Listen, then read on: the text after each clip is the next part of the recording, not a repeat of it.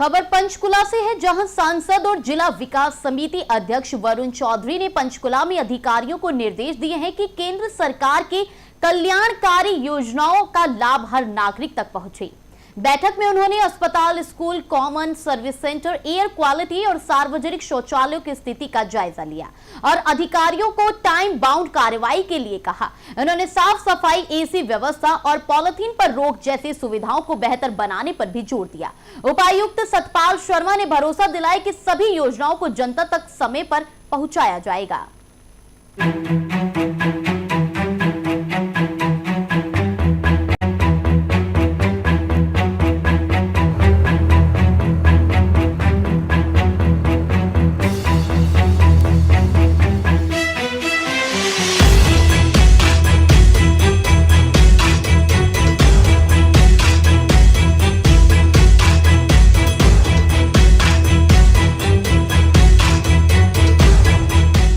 जिला पंचकुला में चलती हैं उनके बारे में चर्चा हुई और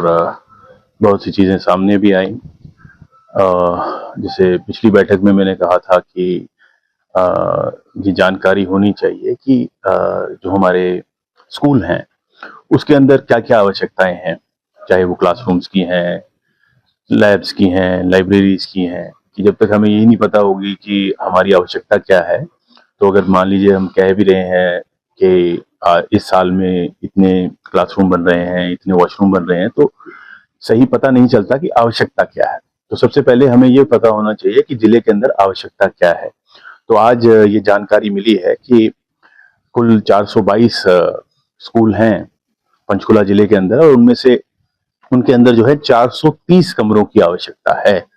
क्लासरूम्स की, और 50 लैब्स की आवश्यकता है, 14 लाइब्रेरीज की आवश्यकता है और 9 स्कूल ऐसे हैं जिनके पास बिल्डिंग ही नहीं है, वो अभी कहीं ना कहीं किराए के स्थान पे या वैसे कहीं जो है किसी धर्मशाला में चल रहे हैं। तो ये जानकारी अभी इकट्ठी हुई है कि ये अभी स्थिति है, तो यहाँ से आगे बढ़ेंगे कि हाँ कि अब सुधार करें कि ये जो 430 क्लासरूम्स की आवश्यकता है कि धीरे धीरे ये क्लासरूम्स बने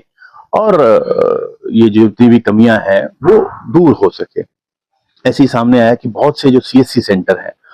वो बंद पड़े हैं, पिछले 1 साल से कार्यरत नहीं है, तो उससे जनता को भारी परेशानी होती है। जिस गांव में या जिस वार्ड में कोई सीएससी सेंटर है ही नहीं और उनको फिर कोई भी अपना क्योंकि स्कीम जो है, कोई भी योजना का लाभ लेना है या पंजीकरण कराना है, तो आज हरियाणा के अंदर जो है ऑनलाइन ही किया जा सकता है और कोई माध्यम नहीं है। तो सीएससी सेंटर जब बंद रहेंगे तो ये कहा है कि जिन जिन गांवों के अंदर और वार्ड्स के अंदर एक भी सीएससी सेंटर नहीं है उसकी लिस्ट बना के और जल्द से जल्द जो है नए सीएससी सेंटर बनाए जाएं और जिससे जनता को समस्या ना हो। और इसी प्रकार से ये भी देखने में आया कि बहुत से जो है सीएससी सेंटर का नाम लगा देते हैं लेकिन वो पंजीकृत नहीं है, तो उसकी वजह से भी ओवर चार्जिंग होती है और परेशानियों का सामना करना पड़ता है लोगों को,